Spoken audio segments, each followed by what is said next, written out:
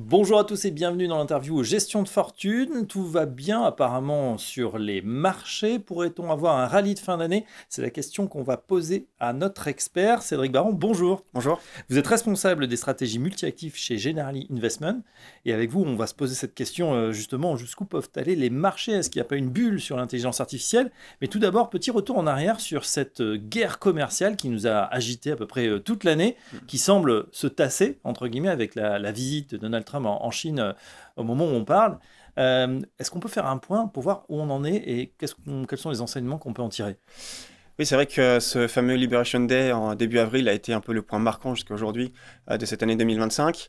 Donald Trump a annoncé des niveaux de tarifs qui étaient attendus par à peu près personne, avec les conséquences qu'on connaît sur les marchés financiers, le S&P à moins 12% sur 6 jours, les taux longs qui se sont tendus aussi de façon conséquente à 60 BP à peu près de hausse sur le 30 ans américain. Oui. Mais le problème, c'est que pour Trump aujourd'hui, l'un des problèmes auxquels il doit faire face, c'est le fait que les consommateurs américains ont à peu près 2 à 3 fois plus d'actions dans leur patrimoine que ce qu'ils n'avaient avant le Covid. Et ils sont structurellement endettés, notamment pour l'achat de leur résidence principale. Oui.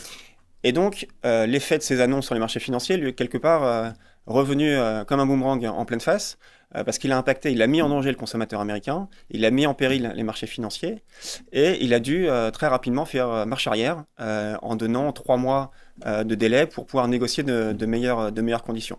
Donc je pense que l'un des enseignements, à mon sens, que l'on a appris de cette période-là, c'est que au-delà du fait que Donald Trump est imprévisible, mais ça je pense qu'on le savait déjà, c'est qu'il ne peut pas se permettre de voir les marchés financiers baisser trop fortement. Il y a donc un put de Trump qu'on a testé au mois d'avril.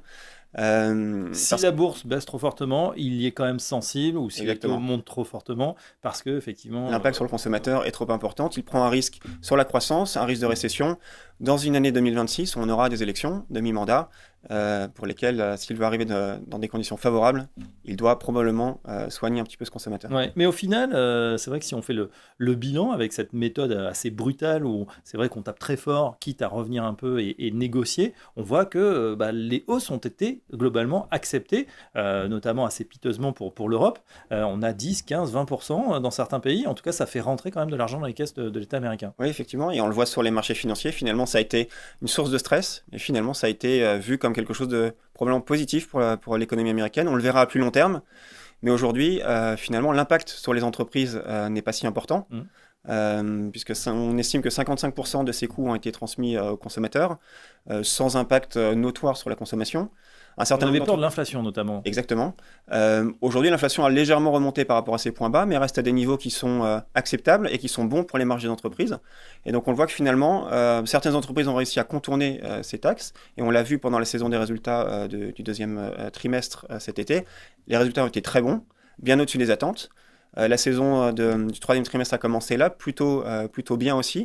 Et donc oui, pour l'instant, l'impact, on ne le voit pas trop. Sur l'inflation, il est assez bénin aussi pour le moment, et ça va permettre à la Fed, dans les semaines et mois à venir, de couper leurs taux, de couper ses taux, d'avoir des conditions de financement un peu plus favorables. Et je pense que ça, c'est positif pour les classes d'actifs. Alors justement, autre bonne nouvelle, c'est vrai du côté de la Fed qui a enclenché la baisse, enfin, peut-être sous une certaine pression également du président. Ça pourrait durer. Est-ce que, selon vous, on est trop optimiste sur cette baisse rapide des taux aux États-Unis? Alors c'est le risque aujourd'hui quand on regarde ce qui est attendu par les investisseurs. On attend beaucoup d'ici la fin de 2026, des taux directeurs en dessous de 3%. Il faudrait que les choses se passent bien et qu'effectivement l'inflation ne reparte pas plus loin. En tout cas, la bonne nouvelle aujourd'hui, notamment pour les classes d'actifs, c'est qu'on a une inflation qui ne bouge pas trop, des taux nominaux qui baissent du fait de ces coupes de taux, et donc finalement des taux réels qui baissent assez fortement, et ça c'est très positif pour les marchés actions et toutes les classes d'actifs en général. Oui, en tout cas, sur les marchés américains, ça repart très très fort depuis effectivement le creux d'avril. On est à des records alors qu'on ressent moins quand on est investi en euros, car il y a l'effet change avec un dollar qui a beaucoup baissé. Pourtant, on a des valorisations qui sont maintenant très très hautes. Jusqu'où on peut aller, notamment à cette énigme sur l'intelligence artificielle où certains parlent de bulles. Cédric Baron. Ce qu'on peut dire aujourd'hui, c'est qu'en termes de valorisation, en tout cas, on est très loin des niveaux de valorisation qu'on a connus durant la bulle Internet.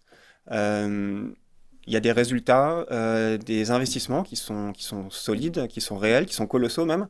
Je pense qu'on est dans une transformation de notre modèle, de notre économie, et qu'un certain nombre de secteurs vont en profiter, qu'on n'est pas à la fin du chemin, on est plutôt en cours de chemin. Et donc je pense que les perspectives de croissance pour ces sociétés continuent à être assez attractive et intéressante. Et donc, je ne pense pas qu'on soit à la fin d'une bulle sur cette classe d'actifs, sur ce secteur, et qu'elle risquerait de continuer à supporter, à soutenir le marché américain dans les mois à venir. Ouais, souvent en bourse, on voit que octobre est le mois de tous les dangers. On a souvent eu des mois d'octobre très, très chahutés. C'est pas le cas cette année. On a l'impression que voilà, tous les clignotants sont ouverts et que ça pourrait durer. Est-ce qu'on pourrait continuer à monter comme ça avec un rallye de fin d'année? Oui, alors souvent une question qu'on se pose en fin d'année, y aura-t-il un rallye? Je pense pour qu'il y ait un rallye, il y a deux éléments qui doivent être présents. Premièrement, un catalyse, un catalyseur qui viendrait aider le marché à rebondir, et puis un positionnement des investisseurs qui soit relativement léger. Si on regarde les points positifs et ce qui pourrait aider les marchés à continuer ce rallye, probablement ce serait un accord entre la Chine et les États-Unis sur les terres rares et sur le fait que Trump n'impose pas 100% de tarifs supplémentaires au 1er novembre, comme il l'avait annoncé. Ça peut être une saison des résultats qui soit bonne, et notamment sur les Max 7. C'est vrai que, vous le disiez, il y a de plus en plus de questions qui se posent sur ce secteur-là. En attendant le moment où elles commenceront à décevoir, si ce n'est pas pour ce trimestre-là et qu'elles délivrent ce qu'on attend, eh ben, ça pourra être à nouveau un signal positif. Et puis enfin, on en parlait, la Fed, effectivement, le marché attend 2 coupes d'ici la fin de l'année. Si elle les délivre, ce sera quand même un point d'interrogation qui sera levé, et je pense que ça rassemblera tous les éléments pour que ce rallye continue, sachant que le positionnement aujourd'hui des investisseurs, institutionnels principalement, est assez léger. Les investisseurs institutionnels sont plutôt neutres sur les actions, donc ils ont de quoi rajouter. Ouais, ils s'allégeaient notamment durant l'été. Hein. Exactement. Ils sont revenus un petit peu, mais ils restent à une position globalement neutre. Et donc, il y a de quoi faire, ajouter de l'exposition, et puis potentiellement, effectivement, faire un peu de window dressing dans une année qui, dans ce cas-là, aura été très bonne sur les marchés actions. Alors justement, si on regarde votre fonds global, le fonds Global Multi-Asset Income, GIS, de son petit nom, quel comportement sur l'année? Où est-ce qu'on en est à date? L'année se passe bien, malgré les secousses du mois d'avril. La performance de la part DX est à 8,6% en 27 octobre. On a bénéficié de notre surexposition marché actions à partir du mois de mai sur les actions américaines, en particulier le secteur de la tech. Également nos expositions à la Chine, les petites entreprises chinoises qui ont bien profité de cette détente sur les taxes douanières. La tech chinoise également, et puis les secteurs bancaires, que ce soit aux États-Unis ou en Europe.